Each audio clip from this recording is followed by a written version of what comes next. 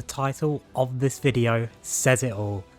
I'm going to be providing a quick review and score for every single video game that I completed in 2024. This of course will focus on games with some form of completable element to them, such as a story mode, and I simply have to have completed them within the past year. Some of these games are older, some are more recent, but let's get right into the video with my January 2024 completions. So the start of my 2024 completions are all Nintendo based. I finally finished up The Legend of Zelda Tears of the Kingdom, and there's a lot to do in this game, a lot to explore, and I really took my time with it since its release. It improves upon everything that Breath of the Wild did, and it's one of the best Nintendo games ever. I don't think there's much argument there. I have a few minor gripes with the game, one of which being that there's almost too much in the game, a lot of which is just unnecessary padding, but it's all technically optional, so it's not that big of a deal. Tears of the Kingdom is a 10 out of 10 for me.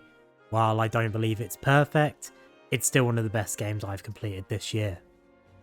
Next up, we had Super Mario RPG, which is a game that is pure nostalgia to me, a remake that I was very eager to dive into. I finished it up in January and loved my time with it. It didn't overstay its welcome and was a fun time overall. Solid 9 out of 10 experience. Maybe slightly too high because of my love of the original, but I'm glad this remake exists personally. Now we're moving straight on to February, and the first game I completed in this month was a game called Pentiment. It's a game that's been on my radar for a while at that point. It has a fun concept, a good story and choices throughout. It's just a nice little journey to go on, allows for a bit of replayability, though I personally only did one run through. It's a solid 8 out of 10, like Mario RPG, it didn't really overstay its welcome. Now for the big game of the month, Persona 3 Reload. I personally love Persona. However, I am admittedly a newer fan. I started at 5 and worked my way backwards, not counting Royal, obviously I played Royal after 5. Reload came at a perfect time for me, a few months out from a recent playthrough of Persona 4 Golden 2023. If you want my full review of Reload, you can find the specific video in the description, along with a few other reviews that we'll get to. To sum it up though, the game has a great story, an excellent cast of characters, but it's certainly the weakest of the 3 modern Persona games in terms of gameplay. In my review, I gave it a 9 out of 10, and I have to say that my opinion has pretty much stayed the same. It has some of the highest heights in the series in certain areas, but also suffers from some of the lowest lows. Also, I recently played through the Episode Aegis DLC, which suffers from the same issues as the main game, but it's arguably worse. It's 20 to 30 hours of mindless dungeon grinding, with a bit of story at the start and the end. It was a 6 out of 10 experience for me. Really wished the remake had put more into the DLC portion, but at least it's somewhat faithful to the original. Now we're moving straight on to March, and the first game I played to completion in March was It Takes Two.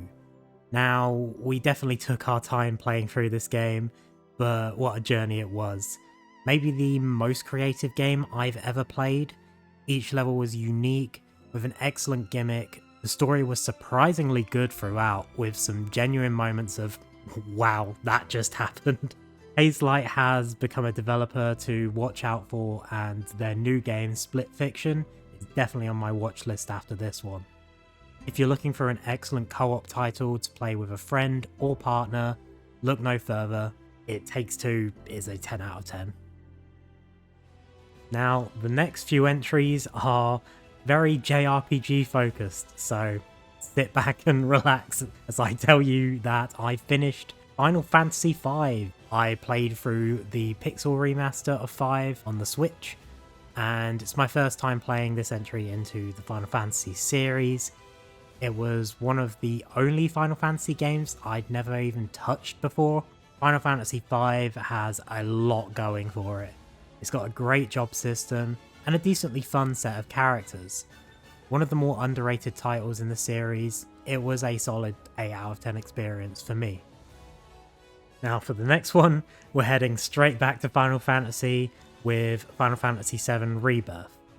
It's no surprise here that it is a straight 10 out of 10, one of the best games of the year, with an excellent story, cast of characters, and great gameplay. For my full review of this game, check out the video in the description. Otherwise, just know that you're in for a great time, and if you haven't played it, you should. Now, there was only one game I completed in April, and that was Octopath Traveler. Octopath is so interesting. Visually, it's one of the best looking JRPGs ever. The art style is incredible. A lot of the story beats are a good time. The combat is mostly fun, but the game drags a lot. It starts to feel repetitive as you go on. Each character's chapter follows a very similar format, and having to do that over and over again can get really tiresome. Despite each story being different and entertaining, that's always the case here. There's a bit of a grind before the end game too, which is a less fun experience. However, the game is solid, and I'm very excited to jump into the sequel soon. A game I know fixes a lot of the problems I have with this one. It's another 8 out of 10 for me. That may seem high considering my previous statements, but I really enjoyed my time with it. I played over 100 hours, and would really recommend to people who like the grind of JRPGs. Now on to May.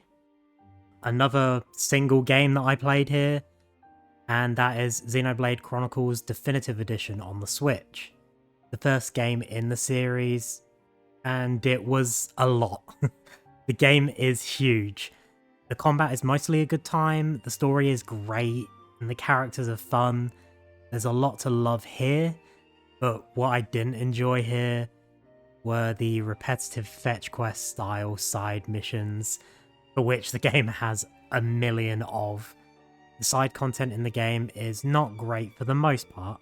I will say there are moments which are good, but a lot of the game is these fetch quest missions.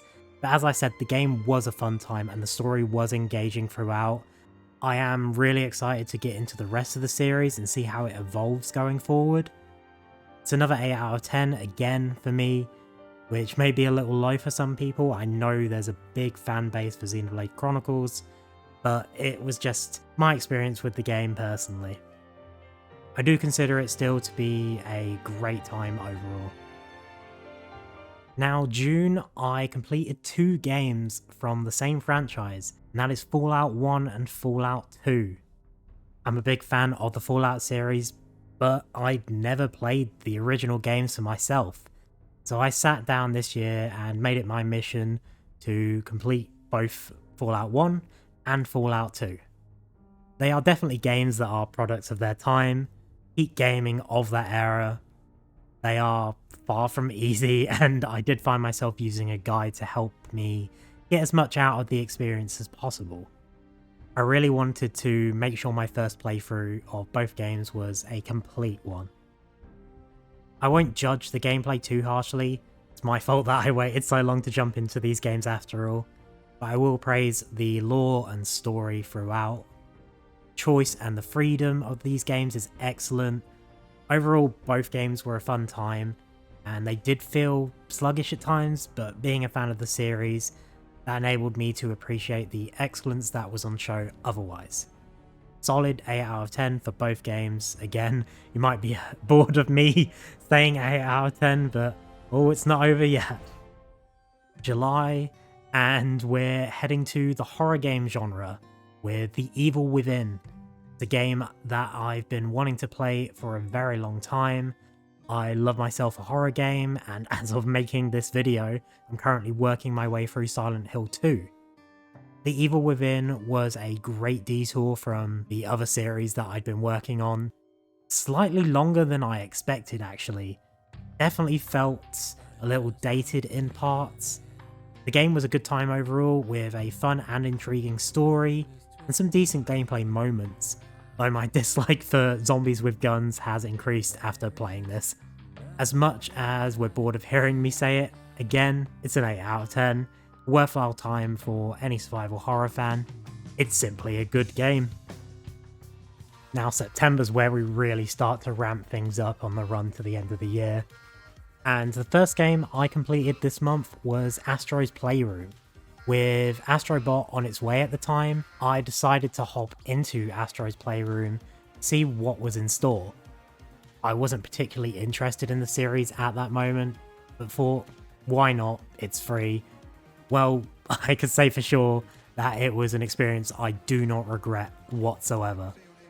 Playroom brought back the fun of platformers for me that I'd missed in recent years. It was a great introduction to what would eventually become my game of the year, but we will get to that in a second. 9 out of 10 for Astro's Playroom. Well, we're here. My favourite game of 2024. The most fun I think I've ever had playing a video game. My full review of Astrobot is in the description, but if you haven't played it, please pick it up and play it for yourself. I went into this game with zero expectations and came out of the experience craving more. Some of the best level design, music, and even collectibles in a video game. I'm still shocked in 2025 just how fantastic Astrobot is. It's an 8 out of 10 for sure. Now, the end of the year was a bit of a busier time for me. I didn't get a chance to really finish enough games that I wanted to, but in October, I played a lot of Call of Duty Black Ops 6, and it might seem like a weird inclusion, but the game does have a story mode, and a very good one at that.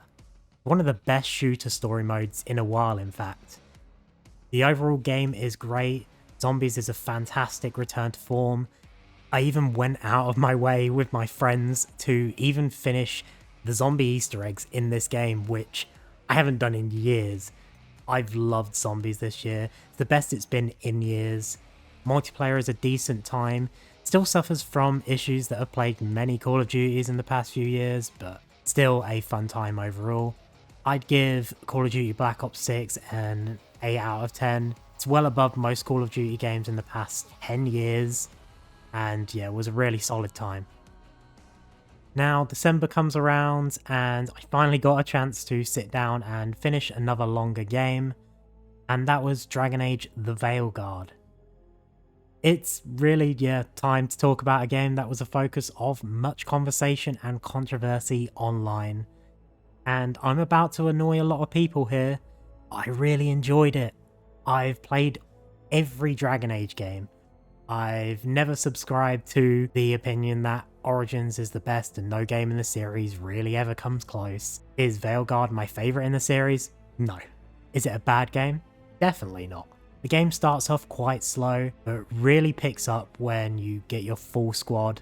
There are some good character-centric story arcs and moments, and that final 5 hours of the game are by far the best 5-hour stretch in the entire series. I love the ending of this game so much. I believe it gives even Mass Effect 2 some competition. The combat in the game is mostly fun overall. I think that was something a lot of people brought up online. They loved the combat. I didn't love it as much as those people, but yeah, it was still a fun time. The story throughout is pretty good. Again, it starts off slow, but it really picks up in the second half. My main issue with the game is how inconsequential previous game choices are.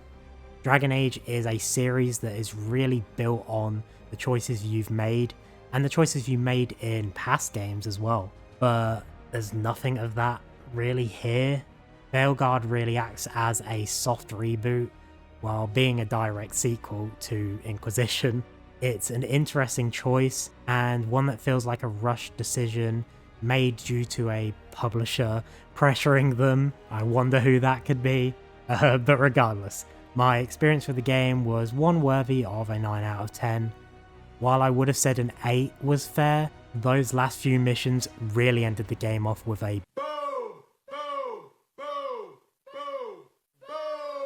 and I hate myself for doing that, and left me satisfied. So that's my list of every game I completed in 2024. Of course, there are a few games that just missed the cut, being completed in 2023, or newly completed in 2025, or I just haven't got to finish them yet. You know, there's so many factors. There's also a few DLCs that I've played and completed along the way that I didn't speak about. That includes Elden Ring Shadow of the Erdtree, which by the way was also a 10 out of 10. So what was your favourite game of 2025? Are there any games you would recommend to me or anyone else in the comments? I'd love to hear from you guys, and don't forget to like and subscribe on your way out. I'll see you later.